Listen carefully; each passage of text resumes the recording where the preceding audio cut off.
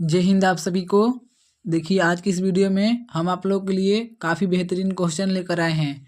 ये अगर आपका बोर्ड एग्जाम है, अगर आपका 10th बोर्ड एग्जाम है और आप लोग अच्छे नंबर से पास होना चाहते हैं, अच्छे मार्क्स लाना चाहते हैं, तो आप लोग इस वीडियो को कंप्लीट देखिएगा। आप लोग इस क्वेश्चन को शुरू से अंत तक जरूर कीजिएगा। देखिए अगर आप लोग बोर्ड एग्जाम में हेल्प चाहते हैं तो आप लोग इस चैनल को जरूर सब्सक्राइब कर लीजिएगा, वीडियो को भी लाइक कर लीजिएगा। आपको इस चैनल के माध्यम से बोर्ड एग्जाम में काफ़ी हेल्प मिलेगा। ठीक है दोस्तों, तो चलिए सेशन को स्टार्ट करते हैं। आप लोग वीडियो को लाइक करके चैनल को ज़रूर सब्सक्राइब कर लीजिएगा और बेल आइकन को भी दबा लीजिएगा। बस आप लोग इस वीडियो को कंप्लीट देखिएगा क्योंकि ये सब काफ़ी बेहतरीन क्वेश्चन है आपके एग्जाम के लेकर। ठीक है दोस्तों, तो आप लोग बने रहिए इस चैनल पर। देखिए सबसे पहले यहाँ पर क्वेश्चन दिया है, उत्तल दर्पण में आवर्धन का महत्तम मान क्या होता है। उत्तल दर्पण में आवर्धन का महत्तम मान क्या होता है? तो देखिए 1/2 होता है। ऑप्शन नंबर आपका सी हो जाएगा। उत्तल दर्पण में आवर्धन का महत्तम मान 1/2 होता है। चलिए नेक्स्ट क्वेश्चन देखते हैं। देखिए नेक्स्ट क्वेश्चन दिया है, प्रकाश संश्लेषण के लिए दृश्य प्रकाश स्पेक्ट्रम का सबसे प्रभावी रंग है। मतलब प्रकाश संश्लेषण के लिए दृश्य प्रकाश स्पेक्ट्रम का सबसे प्रभावी रंग क्या होता है? तो सबसे प्रभावी रंग लाल होता है। ऑप्शन नंबर ए हो जाएगा, सबसे प्रभावी रंग लाल होता है। करेक्ट आंसर ए हो जाएगा। किस युक्ति में विभक्त वलय दिक् परिवर्तन का कार्य करता है? किस युक्ति में विभक्त वलय दिक् परिवर्तन का कार्य करता है? तो राइट आंसर हो जाएगा विद्युत मोटर में। ऑप्शन नंबर ए हो जाएगा, विद्युत मोटर में जो विभक्त वलय होता है दिक् परिवर्तन का कार्य करता है। राइट आंसर ए हो जाएगा। नेक्स्ट क्वेश्चन है, देखिए यहाँ पर हम लोग कंप्लीट 80 ऑब्जेक्टिव क्वेश्चन देखने वाले हैं, जो कि आपका इतना ही बोर्ड एग्जाम में भी पूछा जाता है और पूछा भी जाएगा 80 क्वेश्चन। इसलिए हम लोग 80 क्वेश्चन करने वाले हैं इस वीडियो में। तो इसलिए आप लोग वीडियो के एंड तक बने रहिएगा सभी लोग, आपको इस वीडियो से काफ़ी हेल्प मिलने वाला है। देखिए 4 नंबर क्वेश्चन दिया है, प्रतिरोधकों के एक संयोजन में से एक प्रतिरोधक हटा लेने पर कुल प्रतिरोध बढ़ जाता है। यह संयोजित था समांतर क्रम में। यानी कि प्रतिरोधकों के एक संयोजन में से एक प्रतिरोधक हटा लेने पर कुल प्रतिरोध बढ़ जाता है, इसको बोलते हैं समांतर क्रम। ऑप्शन नंबर ए हो जाएगा समांतर। चलिए नेक्स्ट क्वेश्चन है, नाभिकीय ऊर्जा प्राप्त करने के लिए निम्नलिखित में कौन आवश्यक है? नाभिकीय ऊर्जा प्राप्त करने के लिए कौन सा आवश्यक है? तो यूरेनियम से नाभिकीय ऊर्जा प्राप्त कर सकते हैं। तो राइट आंसर आपका बी हो जाएगा, यूरेनियम। निम्नलिखित में से किस लेंस को अपसारी लेंस कहते हैं? किस लेंस को अपसारी लेंस कहा जाता है? तो देखिए यहाँ पर आपका ऑप्शन दिया है, किस लेंस को अपसारी लेंस कहते हैं? तो अवतल लेंस को। ऑप्शन नंबर ए हो जाएगा, अवतल लेंस को अपसारी लेंस कहा जाता है। एक प्रिज्म कितने सतहों से घिरा होता है? एक प्रिज्म जो होता है वो कितने सतहों से घिरा होता है? तो 5। ऑप्शन नंबर आपका डी हो जाएगा। एक प्रिज्म जो होता है वो 5 सतहों से घिरा होता है। तो राइट आंसर आपका ऑप्शन नंबर डी हो जाएगा। जूल प्रति कूलम शॉर्टकट में जे प्रति सी बराबर क्या होता है?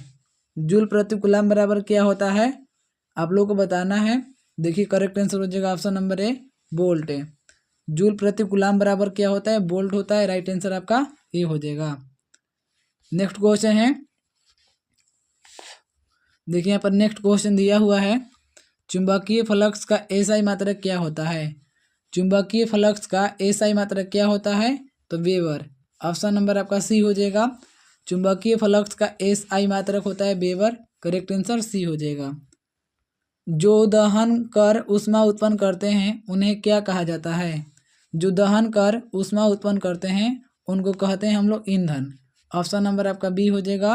जो दहन कर ऊष्मा उत्पन्न करते हैं उन्हें कहा जाता है ईंधन। राइट आंसर आपका बी हो जाएगा। चलिए नेक्स्ट क्वेश्चन है, देखिए किस दृष्टि दोष के निवारण के लिए अवतल लेंस का प्रयोग किया जाता है? किस दृष्टि दोष के निवारण के लिए अवतल लेंस का प्रयोग होता है? तो अवतल लेंस का प्रयोग किया जाता है निकट दृष्टि दोष के लिए। राइट आंसर आपका बी हो जाएगा। निकट दृष्टि दोष को सही करने के लिए अवतल लेंस का प्रयोग किया जाता है। दूरदृष्टि दोष वाले मनुष्य के चश्मे में होता है। दूरदृष्टि दोष वाले मनुष्य के चश्मे में क्या होता है? उत्तल लेंस। ऑप्शन नंबर आपका बी हो जाएगा। दूरदृष्टि दोष वाले मनुष्य के चश्मे में होता है उत्तल लेंस होता है। राइट आंसर आपका बी हो जाएगा। चलिए नेक्स्ट क्वेश्चन दिया है, देखिए लघु पतन के समय परिपथ में विद्युत धारा का मान क्या होता है? लघु पतन के समय परिपथ में विद्युत धारा का मान बहुत अधिक बढ़ जाता है। ऑप्शन नंबर आपका सी हो जाएगा। लघु पतन के समय में परिपथ में विद्युत धारा का मान बहुत अधिक बढ़ जाता है। राइट आंसर आपका सी हो जाएगा। नेक्स्ट क्वेश्चन है, देखिए अभी तक आप लोग वीडियो को लाइक और चैनल को सब्सक्राइब नहीं किए हैं तो कर लीजिएगा। चैनल को सब्सक्राइब करने से आपको बहुत ज़्यादा हेल्प मिलने वाला है। आपको बोर्ड एग्जाम में बहुत ज़्यादा सहायता मिलने वाला है। हम यहाँ पर सभी सब्जेक्ट का आपका चैप्टर वाइज ऑब्जेक्टिव क्वेश्चन कराने वाले हैं, ठीक है। पूरा एकदम कंप्लीट है, जो क्वेश्चन कराएंगे वही आपका बोर्ड एग्जाम में आएगा। इसलिए आप लोग चैनल को ज़रूर सब्सक्राइब करके बेल आइकन को दबा लीजिएगा और वीडियो को भी लाइक कर लीजिएगा। लाइक कर देखिए यहाँ पर एक लाइक के लिए इतना मेहनत हम लोग करते हैं, इसलिए आप लोग लाइक कर दीजिए। देखिए नेक्स्ट क्वेश्चन दिया है, कैगा नाभिकीय विद्युत संयंत्र किस राज्य में स्थित है? जो कैगा नाभिकीय विद्युत संयंत्र है ये कौन सा राज्य में है? तो कैगा नाभिकीय विद्युत संयंत्र कर्नाटक में है। ऑप्शन नंबर बी हो जाएगा कर्नाटक। हजामत बनाने के लिए प्रयोग किया जाता है। हजामत बनाने के लिए प्रयोग किया जाता है अवतल दर्पण का। ऑप्शन नंबर बी हो जाएगा। हजामत बनाने के लिए अवतल दर्पण का प्रयोग होता है। राइट आंसर आपका बी हो जाएगा। नेक्स्ट क्वेश्चन है, निकट दृष्टि दोष में किस लेंस का प्रयोग किया जाता है? तो निकट दृष्टि दोष में कौन सा लेंस होता है प्रयोग? अवतल। ऑप्शन नंबर आपका बी हो जाएगा। निकट दृष्टि दोष में अवतल लेंस का प्रयोग किया जाता है। लेंस की क्षमता का एसआई मात्रक क्या होता है? तो लेंस की क्षमता का एसआई मात्रक डायप्टर होता है। ऑप्शन नंबर ए हो जाएगा। लेंस की क्षमता का एसआई मात्रक डायप्टर होता है। चलिए नेक्स्ट क्वेश्चन देखिए, प्रकाश के किरणों के समूह को कहते हैं। प्रकाश के किरणों के समूह को क्या कहते हैं? तो किरण पुंज। ऑप्शन नंबर बी हो जाएगा। प्रकाश के किरणों के समूह को किरण पुंज कहा जाता है। राइट आंसर आपका बी हो जाएगा। किसी माध्यम में छोटे छोटे कणों के निलंबन को कहा जाता है। किसी माध्यम में छोटे छोटे कणों के निलंबन को क्या कहते हैं? तो छोटे छोटे कणों के निलंबन को कुलाइड कहा जाता है। ऑप्शन नंबर ए हो जाएगा कुलाइड। चलिए नेक्स्ट क्वेश्चन देखिए दिया है, ओम के नियम निहित है। ओम के नियम निहित है यानी कि ओम के नियम बराबर होता है V बराबर IR। ऑप्शन नंबर आपका बी हो जाएगा। V बराबर IR। विद्युत धारा की प्रबलता का एसआई मात्रक क्या होता है? विद्युत धारा की प्रबलता का एसआई मात्रक क्या होता है? एम्पियर। ऑप्शन नंबर ए हो जाएगा। विद्युत धारा की प्रबलता का एसआई मात्रक होता है एम्पियर। करेक्ट आंसर ए हो जाएगा।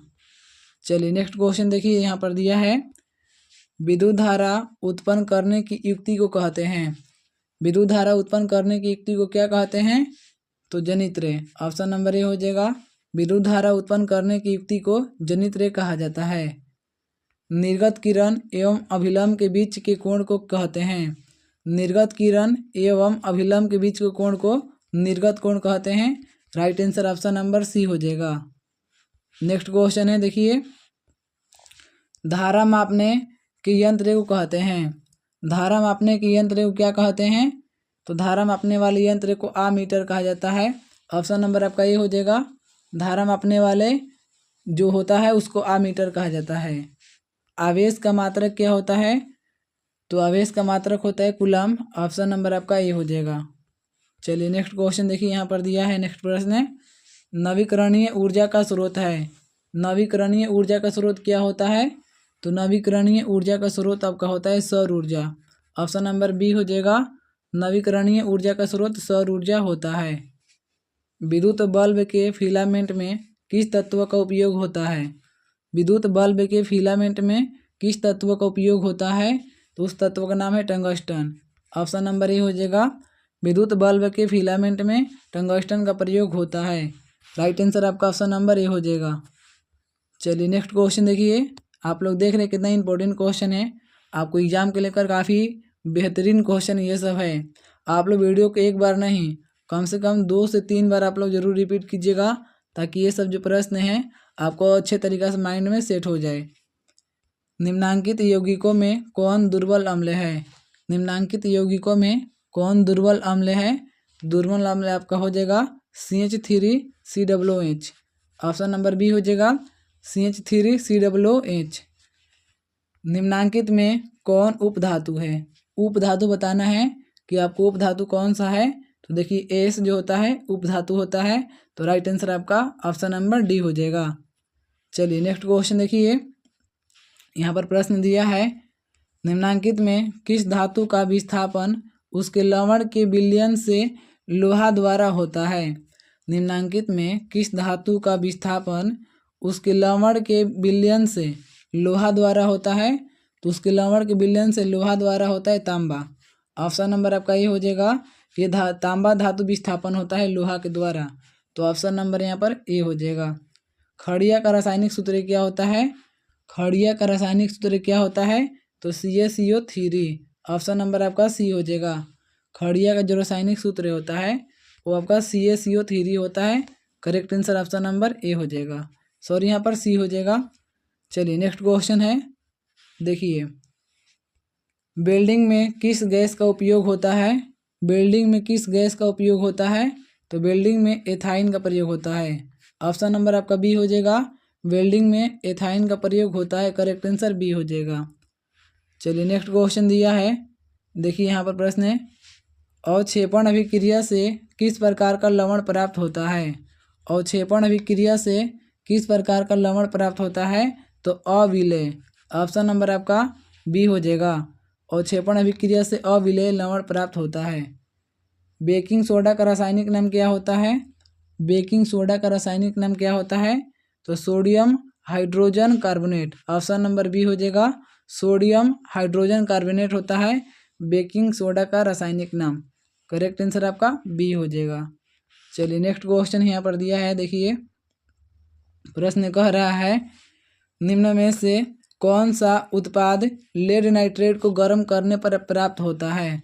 कौन सा उत्पाद लेड नाइट्रेट को गर्म करने पर प्राप्त होता है? तो लेड नाइट्रेट को गर्म करने पर प्राप्त होता है NO2 और O2। ऑप्शन नंबर डी हो जाएगा, NO2 और O2 जब हम लोग शीशा गर्म करेंगे, शीशा यानी लेड नाइट्रेट को गर्म करेंगे तब प्राप्त होगा। निम्नलिखित में कौन विजातीय यौगिक है? विजातीय यौगिक बताना है आपको। विजातीय यौगिक कौन सा है? तो plaster of Paris. Option number आपका डी हो जाएगा, प्लास्टर ऑफ पेरिस ये विजातीय यौगिक कहलाता है, तो राइट आंसर आपका डी हो जाएगा। चलिए नेक्स्ट क्वेश्चन है, देखिए आप लोग लाइक कर दीजिए वीडियो को, आपके एक लाइक के लिए इतना मेहनत करते हैं।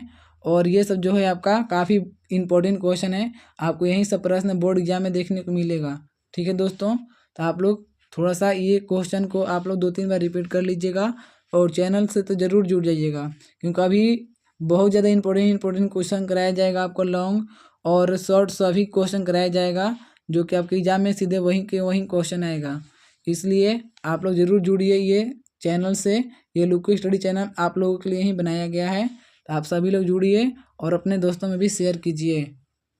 निम्नांकित में किस धातु को केरोसिन में डुबाकर रखते हैं? किस धातु को केरोसिन में डुबाकर रखते हैं? तो केरोसिन में डुबाकर रखा जाता है सोडियम को। ऑप्शन नंबर ए हो जाएगा, सोडियम धातु को केरोसिन में डुबाकर रखा जाता है। कौन सा अधातु कमरे के ताप पर द्रव होता है? कौन सा अधातु कमरे के ताप पर द्रव होता है?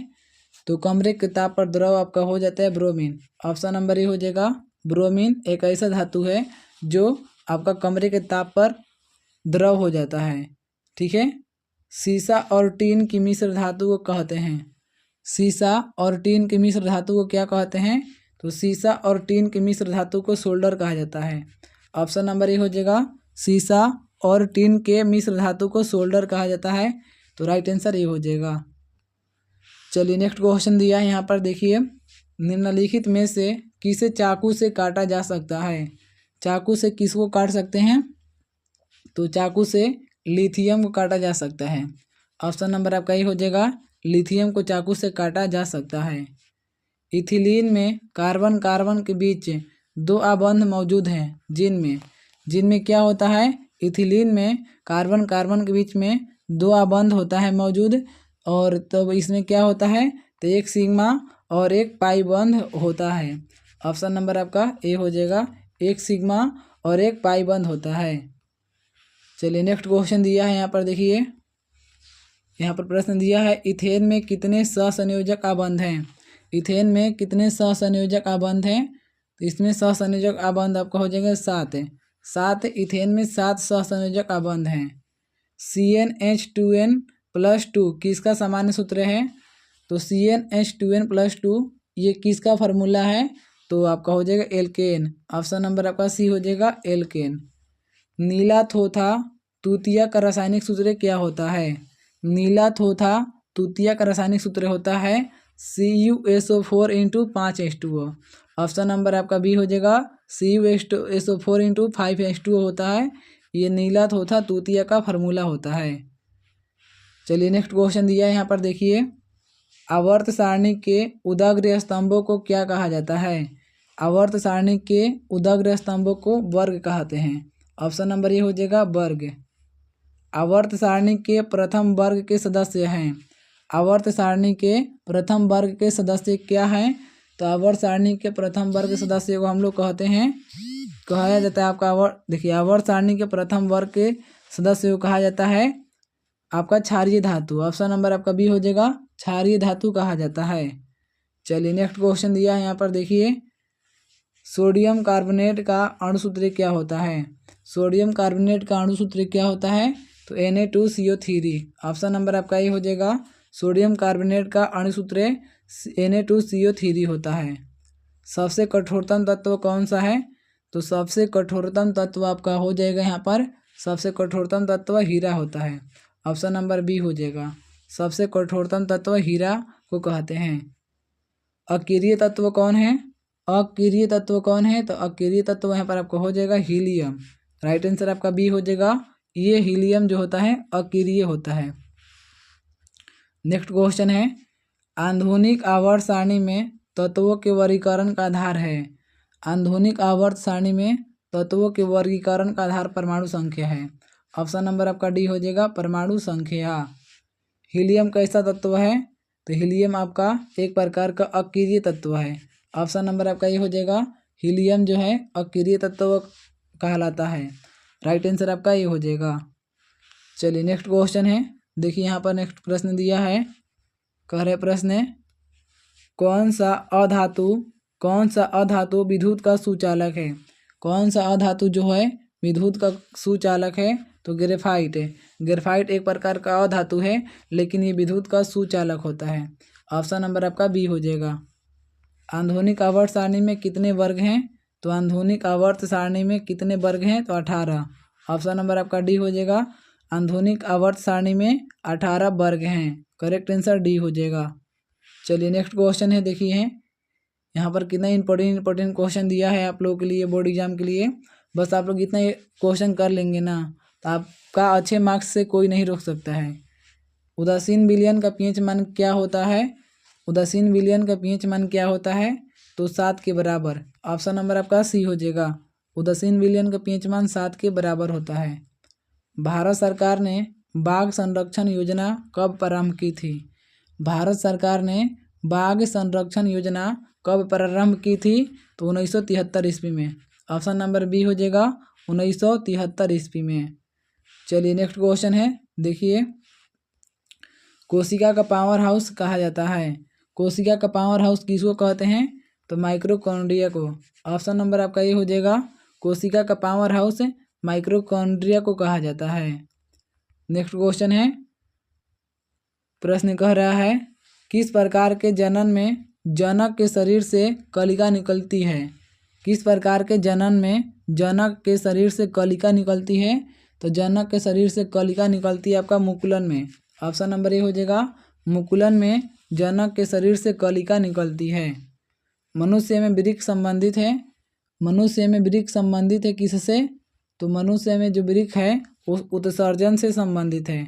ऑप्शन नंबर सी हो जाएगा, मनुष्य में वृक्क उत्सर्जन से संबंधित है।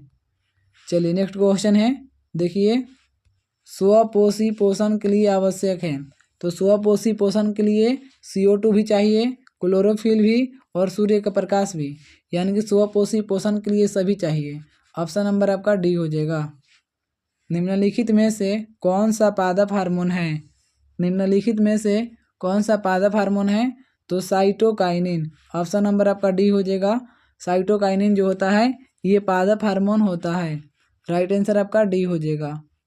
चलिए नेक्स्ट क्वेश्चन है, दो तंत्रिका कोशिका के मध्य खाली स्थान को कहते हैं। दो तंत्रिका कोशिका के मध्य खाली स्थान को क्या कहा जाता है? तो दो तंत्रिका कोशिका के मध्य खाली स्थान को कहा जाता है आपका सिनेप्टिक दरार। ऑप्शन नंबर आपका बी हो जाएगा। सिनेप्टिक दरार कहा जाता है, तो ऑप्शन नंबर आपका बी हो जाएगा। फूलों में नर प्रजनन अंग होता है। फूलों में नर प्रजनन अंग पुंकेसर को कहते हैं, पुंकेसर। ऑप्शन नंबर आपका ये हो जाएगा। पुंकेसर को फूलों में नर प्रजनन अंग कहा जाता है। नेक्स्ट क्वेश्चन है, मनुष्य के आहार नाल में अवशेषी अंग है। मनुष्य के आहार नाल में अवशेषी अंग कहलाता है अपेंडिक्स। ऑप्शन नंबर आपका बी हो जाएगा। मनुष्य के आहार नाल में अवशेषी अंग अपेंडिक्स कहलाता है। निम्न में कौन एक जैविक प्रक्रम द्वारा अपघटित होने वाला पदार्थ है? निम्न में कौन एक जैविक प्रक्रम द्वारा अपघटित होने वाला पदार्थ है? तो अपघटित होने वाला पदार्थ आपका है सूखे घास पत्ते। ऑप्शन नंबर ये हो जाएगा। सूखे घास पत्ते एक जैविक प्रक्रम द्वारा अपघटित होने वाला पदार्थ है, तो राइट आंसर आपका ये हो जाएगा। चलिए नेक्स्ट क्वेश्चन है, मुकुलन द्वारा अलैंगिक जनन होता है। मुकुलन द्वारा अलैंगिक जनन होता है हाइड्रा में। ऑप्शन नंबर ये हो जाएगा। मुकुलन द्वारा अलैंगिक जनन हाइड्रा में होता है। स्त्री केसर के आधारीय भाग को कहते हैं। स्त्री केसर के आधारीय भाग को क्या कहते हैं? तो अंडाशय। ऑप्शन नंबर आपका बी हो जाएगा। स्त्री केसर के आधारीय भाग को अंडाशय कहा जाता है। राइट आंसर आपका बी हो जाएगा। चलिए नेक्स्ट क्वेश्चन है, देखिए पराग कोश में होते हैं। पराग कोश में होते हैं, तो पराग कोश में पराग कण होता है। ऑप्शन नंबर आपका डी हो जाएगा। पराग कोश में पराग कण होता है। राइट आंसर आपका डी हो जाएगा। चलिए नेक्स्ट क्वेश्चन है, देख रहे हैं कितना इंपॉर्टेंट क्वेश्चन है आपको बोर्ड एग्जाम के लेकर। अगर आपको बोर्ड एग्जाम का अच्छे तरीके से तैयारी करना है तो आप लोग हमारे साथ ज़रूर जुड़िए। आपको बहुत ज़्यादा हेल्प मिलेगा, बहुत ज़्यादा प्रॉफिट होगा। बस आपको एक चैनल को सब्सक्राइब करके उसके बेल आइकन को भी दबा लेना है और वीडियो को भी लाइक कर देना है। इतना काम कर देना है, बाकी आपका कोई भी पैसा उसका कुछ भी नहीं देना है। आपका एक भी पैसा खर्चा नहीं होगा और आप अच्छे मार्क्स से पास होंगे। ठीक है दोस्तों, निम्नांकित में कौन एमिनो अम्ल के विखंडन से बनता है? कौन एमिनो अम्ल के विखंडन से बनता है? तो यहाँ पर देखिए कार्बन मोनोऑक्साइड यानी कि CO और NH3, ये दोनों के दोनों, यानी कि यहाँ पर ऑप्शन नंबर बी और सी डी हो जाएगा। यहाँ पर बी और सी दोनों हो जाएगा। ठीक है, ये एमिनो अम्ल के विखंडन से बनता है। लिंग गुणसूत्र का पूर्ण जोड़ा पाया जाता है। लिंग गुणसूत्र का जो पूर्ण जोड़ा है, पूर्ण जोड़ा किस में पाया जाता है? तो स्त्री में। ऑप्शन नंबर आपका बी हो जाएगा। चलिए नेक्स्ट क्वेश्चन है, वन पारिस्थितिकी तंत्र में हिरण होते हैं। वन पारिस्थितिकी तंत्र में हिरण क्या होते हैं? तो प्राथमिक उपभोक्ता। ऑप्शन नंबर आपका बी हो जाएगा। प्राथमिक उपभोक्ता होता है। पुष्प का कौन सा भाग फल बनता है? पुष्प का कौन सा भाग फल बनता है? तो अंडाशय। ऑप्शन नंबर आपका डी हो जाएगा। पुष्प का कौन सा भाग फल बनता है? तो अंडाशय। राइट आंसर आपका डी हो जाएगा। चलिए नेक्स्ट क्वेश्चन है, देखिए कोशिका झिल्ली किस प्रकार की झिल्ली है? कोशिका झिल्ली किस प्रकार की झिल्ली है? तो अर्धपारगम्य। ऑप्शन नंबर आपका सी हो जाएगा। कोशिका झिल्ली किस प्रकार की झिल्ली है? अर्धपारगम्य झिल्ली है। ऑप्शन नंबर आपका सी हो जाएगा। मस्तिष्क का कौन से भाग में गंध पहचानने का केंद्र है? मस्तिष्क के कौन से भाग में गंध पहचानने का केंद्र है? हम लोग कौन से भाग से गंध पहचान लेते हैं? तो अग्र मस्तिष्क से। ऑप्शन नंबर आपका बी हो जाएगा। अग्र मस्तिष्क से गंध पहचानने का केंद्र है अग्र मस्तिष्क में, तो right answer option number B हो जाएगा। चलिए नेक्स्ट क्वेश्चन है, प्रथम मासिक धर्म का प्रकट होना कहलाता है। प्रथम मासिक धर्म का प्रकट होना क्या कहलाता है? तो उसको मेनार्थे कहते हैं, मेनार्थे। ऑप्शन नंबर आपका बी हो जाएगा मेनार्थे। निम्नलिखित में कौन गुरुत्वानुवर्तन का उदाहरण है? निम्नलिखित में कौन गुरुत्वानुवर्तन का उदाहरण है? तो जड़ का वृद्धि, जड़ का वृद्धि ये गुरुत्वानुवर्तन का उदाहरण है। ऑप्शन नंबर आपका बी हो जाएगा। चलिए नेक्स्ट क्वेश्चन है, परजीवी पौधा का एक उदाहरण है। परजीवी पौधा का एक उदाहरण है, तो परजीवी पौधा का एक उदाहरण हो जाएगा अमरबेल। ऑप्शन नंबर आपका सी हो जाएगा, अमरबेल परजीवी पौधा का एक उदाहरण है। राइट आंसर आपका सी हो जाएगा। एटीपी में फॉस्फेट की संख्या कितनी होती है? एटीपी में फॉस्फेट की संख्या कितनी होती है? तो 3 होती है। ऑप्शन नंबर आपका सी हो जाएगा, एटीपी में फॉस्फेट की संख्या 3 होती है। करेक्ट आंसर आपका सी हो जाएगा। नेक्स्ट क्वेश्चन है, पादप हार्मोन का एक उदाहरण है। पादप हार्मोन का एक उदाहरण है तो IAA। ऑप्शन नंबर आपका ये हो जाएगा IAA। ये एक प्रकार का पादप हार्मोन है। खुला परिवहन तंत्र पाया जाता है। खुला परिवहन तंत्र किस में पाया जाता है? तो तितली में। ऑप्शन नंबर आपका बी हो जाएगा, खुला परिवहन तंत्र तितली में पाया जाता है। चलिए नेक्स्ट क्वेश्चन है, देखिए द्विखंडन पाया जाता है, तो द्विखंडन आपका जीवाणु में पाया जाता है। द्विखंडन आपका जीवाणु में पाया जाता है, तो राइट आंसर आपका सी हो जाएगा। तो हम लोग इस वीडियो में पूरे 80 को ऑब्जेक्टिव क्वेश्चन कंप्लीट कर लिए हैं, जो कि आपका साइंस में 80 नंबर का ऑब्जेक्टिव आएगा और 80 में से आपको 40 नंबर का ऑब्जेक्टिव मारना है। ठीक है, तो आप लोगों के लिए ये वीडियो काफ़ी बेहतरीन रहने वाला है और काफ़ी इम्पोर्टेंट रहने वाला है। आप लोग इस वीडियो को एक बार देखकर मन छोड़ दीजिएगा। आपको कम से कम 2 से 3 बार इसको वीडियो को रिपीट करना है, ताकि आप लोगों को ये सब प्रश्न जो है अच्छे तरीक़ा से याद हो जाए और आप अच्छे तरीक़ा से एग्ज़ाम दे पाएँ। ठीक है दोस्तों, तो अगर आप लोग अच्छे मार्क्स लाना चाहते हैं तो इन सही वीडियो को ज़रूर 2-3 बार रिपीट कीजिए। और सबसे खास बात है कि आप लोग इस चैनल से ज़रूर जुड़िए। आपको बोर्ड एग्ज़ाम तक यहाँ से हेल्प मिलेगा, काफ़ी हेल्प मिलेगा। तो अगर आप लोग चाहते हैं तो आप लोग ज़रूर चैनल से जुड़िए। ये चैनल बहुत आपके लिए प्रॉफिट होने वाला है। ठीक है दोस्तों, और ये वीडियो कैसा लगा आप लोग कमेंट करके ज़रूर बताइएगा। अगर कोई भी सब्जेक्ट चाहिए तो आप लोग, कोई भी सब्जेक्ट का ऑब्जेक्टिव चाहिए तो आप लोग कमेंट कर सकते हैं। ठीक है, तो और ये वीडियो अपने भी दोस्तों में भी शेयर कर दीजिएगा। चलिए ये वीडियो यहीं तक समाप्त होता है। आप सबको वीडियो देखने के लिए बहुत बहुत धन्यवाद। नेक्स्ट वीडियो मिलते हैं, तब तक के लिए जय हिंद।